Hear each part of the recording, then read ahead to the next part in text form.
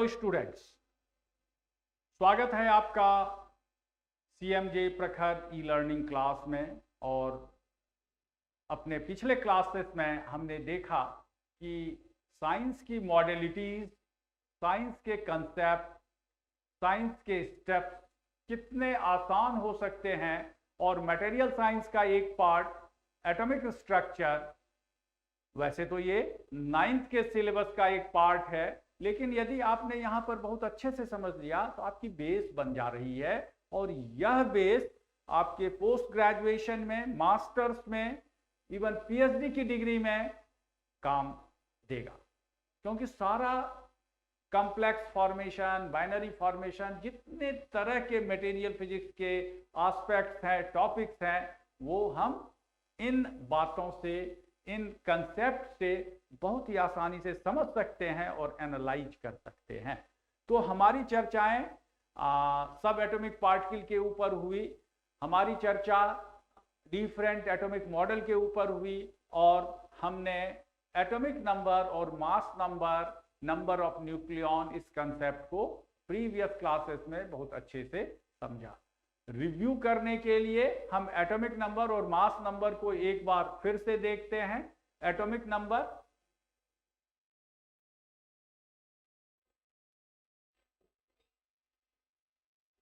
Number यदि हम बात करें तो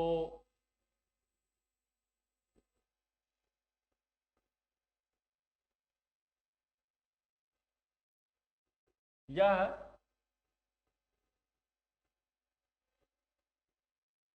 नंबर ऑफ प्रोटॉन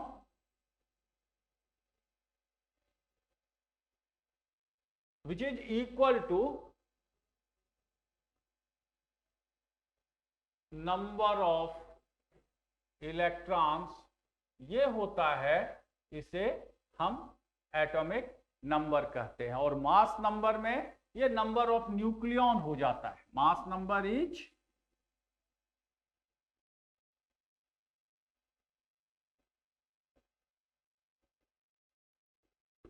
न्यूक्लियॉन्स क्या क्या हैं? Proton and neutron. Number of protons plus number of neutrons, that is number of nucleon. ये हो गया आपका मास नंबर और ये है एटॉमिक नंबर। एक टेबल जो हम चर्चा कर रहे थे और उसकी मदद से हमने आपको डिफरेंट टाइप के एटम के बारे में, इसके सब एटॉमिक पार्टिकल के बारे में बताया। अब हम देखते हैं कि यदि हम बात करें नाइट्रोजन की, नाइट्रोजन इसका सिंबल N है, तो ये हम यहां पर N लिख दें, नाइट्रोजन हो गया। अब नाइट्रोजन के हम एटॉमिक नंबर और मास नंबर की यदि हम बात करें तो एटॉमिक नंबर इसका 7 है, ये नाइट्रोजन है, और इसके एटॉमिक नंबर में की बात करें तो ये इसका एटॉमिक नंबर है 7। अब यदि हम मास नंबर की बात करें तो मास नंबर आपने क्या देखा था? This is number of proton plus number of neutron. अब हम यहां देखते हैं कि number of proton is 7 and number of neutron is also again 7। तो 7 प्लस 7 कितना हो जा रहा है? यह 14 हो जा रहा है। तो इसके मास नंबर की जगह पर हम 14 लिखेंगे और ये 14 यहां। अब कई बार एप्लीकेशन क्वेश्चन में आपको दे दिया जाता है कि there is one atom, say X, this is an atom, और atomic number say this is 10 and mass number is 20। तो आपसे पूछा जाता है कि टेल अस कि what is this element called? ये X जो है इसे हम क्या कहें? अब आप यहां पर देखें, एटॉमिक नंबर 10 है, मोस्टली यह एटॉमिक नंबर 10 और मास नंबर 20, यदि यह डबल का 1:2 का रेशियो है तो atomic number 10 is for neon, and again number of neutron is 10, so 10 plus 10 is 20. So this element is X is what? Neon.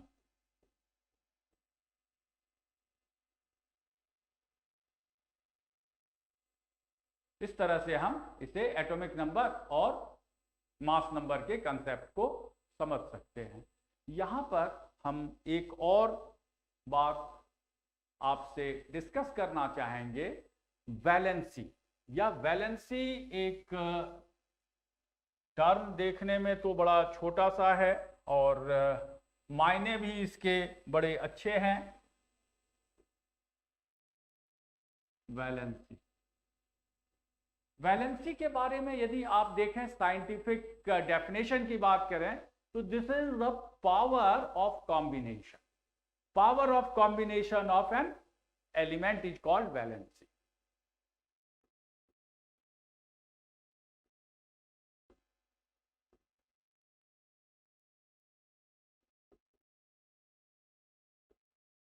और this is also called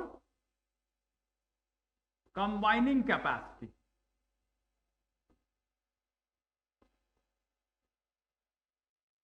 this is valency. अब हम यहां पर देखेंगे कि valency, how this is governed, how this valency gives you the correct picture, correct value of combination power. तो combination power की यदि हम बात कर रहे हैं, यदि कंबाइनिंग कैपेसिटी की बात कर रहे हैं, तो इस कैपेसिटी को देखने के लिए मान लें कि हमने बात की नाइट्रोजन की। ये नाइट्रोजन है। इस नाइट्रोजन के एटॉमिक नंबर 7 की बात करें और नंबर ऑफ इलेक्ट्रॉन की भी बात करें तो ये 7 है। क्योंकि मास नंबर इज ऑल्सो 14, तो कुछ इसका कॉन्फ़िगरेशन यदि हम बनाने की कोशिश करें तो ये कॉन्फ़िगरेशन आपका कुछ ऐसा आएगा। Nucleus, 7 neutron and proton is also 7। अब बात आती है इलेक्ट्रॉन की। इलेक्ट्रॉन जो कॉन्फ़िगर होगा सेल्स में, सेल जो के सेल होगा, first cell, say this is your K cell and this is your L cell. K cell, value of K cell is n equal to 1, so only 2 electrons can be held in this. So say this is 1 electron, this is second electron. We are left with 5 electrons. 5 electron हमारे पास और बचे हुए हैं। इन 5 electron को हमने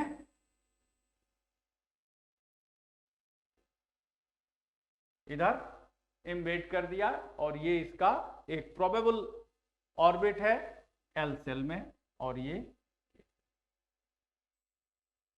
तो 7 neutron, 7 proton और 7 electron वाले नाइट्रोजन की हम बात कर रहे हैं। और अब ये 7 न्यूट्रॉन है, तो tendency of any element is to get stability. एक स्थायित्व चाहता है, अपना एक परमानेंट सेटलमेंट चाहता है। जैसे हम इस पेन की बात करें, यदि हम इसे यूं रखना चाहें तो ये पेन नहीं रहेगा।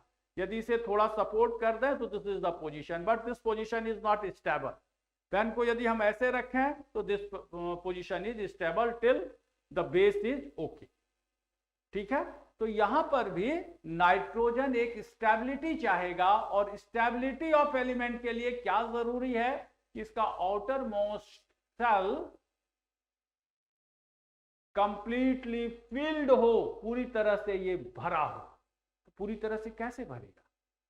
जब यह कुछ इलेक्ट्रॉन को अपनी ओर अट्रैक्ट करेगा। अब अट्रैक्ट करेगा तो यह कितने इलेक्ट्रॉन को कंटेन और कर सकता है? 5 तो हैं सेकेंड सेल में, क्योंकि ये लास्ट सेल है। तो लास्ट सेल में या सेकेंड सेल में maximum number of electron that can be held is 2 into 2 square, that is 4 into 2, this is 8। 5 electron already हैं, यह 3 इलेक्ट्रॉन किसी फॉरेन एलिमेंट का या सेल्फ कॉम्बिनेशन से यह 3 इलेक्ट्रॉन अपना चाहेगा अपने आप में जमा करना, और यह 3 इलेक्ट्रॉन मिलते ही नाइट्रोजन खुश, स्टेबिलिटी इसकी कंप्लीट, कॉन्फ़िगरेशन इज कंप्लीट। तो ये 3 इलेक्ट्रॉन जब यह लेगा तो ये इसकी वैलेंसी हो जाएगी, क्योंकि इलेक्ट्रॉन तभी कंबाइन यह करेगा जब इलेक्ट्रॉन का गिव एंड टेक हो या शेयर हो। दूसरी पॉसिबिलिटी जो एक फीबल पॉसिबिलिटी है, जो थोड़ा एक मुश्किल है, कि यह 5 के 5 इलेक्ट्रॉन डोनेट कर दे। तो नाइट्रोजन 2 तरह की वैलेंसी शो करता है, 3 एंड 5। तो नाइट्रोजन की वैलेंसी 3 और 5 होती है, जिसमें acceptance of 3 electron is bit easier, थोड़ा आसान है 5 इलेक्ट्रॉन देने से। ऐसा क्यों, ये भी हम आगे की क्लास में पढ़ेंगे। 11th में इस पर डिटेल स्टडी है, आयोनाइजेशन कैसे होता है, आयोनाइज करते ही इलेक्ट्रॉन में कौन सा चार्ज डेवलप होता है। यहाँ पर भी हम बेसिक कंसेप्ट इसका ले लेंगे, लेकिन अभी वैलेंसी की यदि हम बात करते हैं तो ये वैलेंसी ऑफ नाइट्रोजन इज 3। अब हम बात करते हैं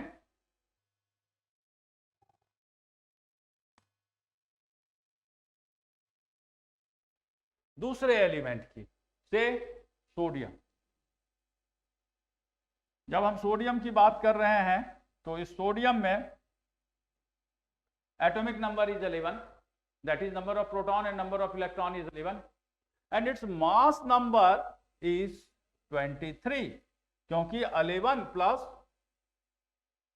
12, so this is 23 is mass number। लेकिन यहां पर वैलेंसी में इस कंसेप्ट का, मास नंबर के कंसेप्ट की आवश्यकता नहीं है, सिर्फ matter of convenience and practice के लिए मैं न्यूक्लियॉन्स भी लिख देता हूं। एंड यदि मैं न्यूक्लियॉन लिखूं तो कुछ ये इस तरह से कंसेप्ट इसका डेवलप होता है न्यूक्लियस का, जिसमें कि 11 प्रोटॉन है, तो दिस इज 11p और 12 न्यूट्रॉन है।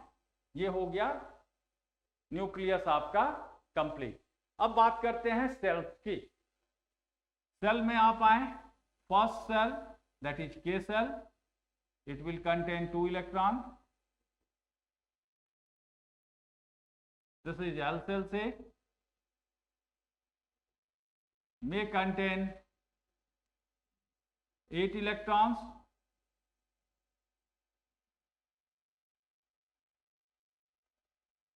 एट प्लस 2, ये 2 है, प्लस 8 10 हो गया। We are having 1 more electron, so 1 electron will go in next cell। ये कोई लोकल ट्रेन की सीट नहीं है कि 4 की जगह पर 5 एकोमोडेट हो जाए, 5 की जगह 6 एकोमोडेट हो जाए। जो रूल है, that element goes by that rule and it is governed by that rule only. तो ये 1 इलेक्ट्रॉन यहां आ गया, ये सोडियम एटम आपका बनके तैयार है। जब हम वैलेंसी की बात करेंगे तो valency is again combining capacity, या हम कंपाउंड फॉर्मेशन में भी अभी देखेंगे अगली क्लास में। यहां सोडियम के पास यदि 1 इलेक्ट्रॉन आउटर मोस्ट सेल में है तो आप एक कॉमन सी बात समझें कि प्रोटॉन ने एक बाइंडिंग फोर्स लगा रखी है जो इलेक्ट्रोस्टैटिक अट्रैक्शन है, अपोजिट चार्ज को अपनी ओर अट्रैक्ट करके रख रहा है। तो दूरी इसकी कम है, फोर्स ऑफ अट्रैक्शन ज्यादा होगा। इसकी भी दूरी कम है तो ये भी बाउंड रहेगा इलेक्ट्रॉन न्यूक्लियस से। और यदि कोई लेस बाउंड है तो उसे हम बड़ी आसानी से निकाल सकते हैं, आयनाइज कर सकते हैं उसे, इलेक्ट्रॉन को दूसरे एलिमेंट के साथ टैग कर सकते हैं, तो इसे हम बाहर निकाल सकते हैं। और ये इलेक्ट्रॉन जब यहां से इजेक्ट हो जाएगा, ये इलेक्ट्रॉन जब चला गया तो नंबर ऑफ इलेक्ट्रॉन कितने हो गए? 10। और नंबर ऑफ प्रोटॉन कितने हो गए? प्रोटॉन हो गए 11 और इलेक्ट्रॉन है 10, तो -10 और +11, तो +1, तो एक +1 चार्ज इसके ऊपर डेवलप हो जाता है, तो आप देखते हो इसे Na+ हमने कह दिया। जब Na+ कहा तो ये अब आयन बन गया है और इसने इलेक्ट्रॉन को कॉम्बिनेशन के लिए डोनेट कर दिया। दूसरा इलेक्ट्रॉन निकालना आसान नहीं है, इसलिए सोडियम की वैलेंसी 1 होती है। तो valency of sodium, valency is equal to 1। बात समझ में आ गई कि वैलेंसी कैसे डिसाइड होती है।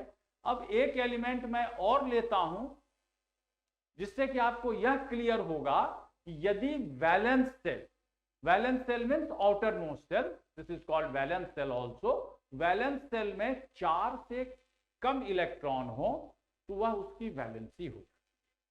अब आप देखें कि यहां पर डिस्ट्रीब्यूशन हो रहा है और आउटर मोस्ट सेल में जैसे 1 है, इसकी वैलेंसी कितनी होगी?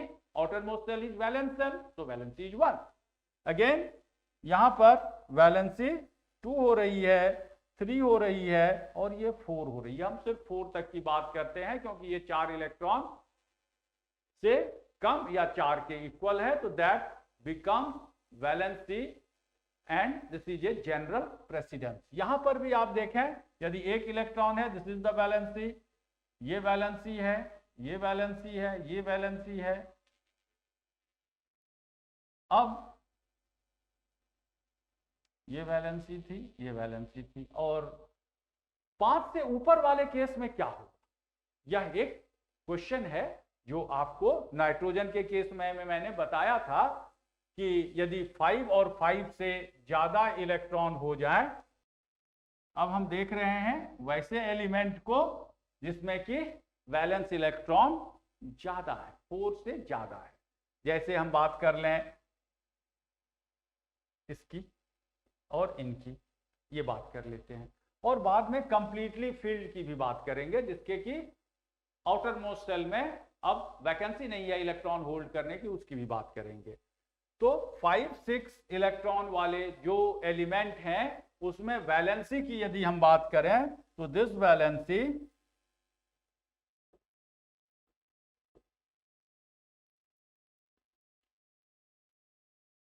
Equal to 8 minus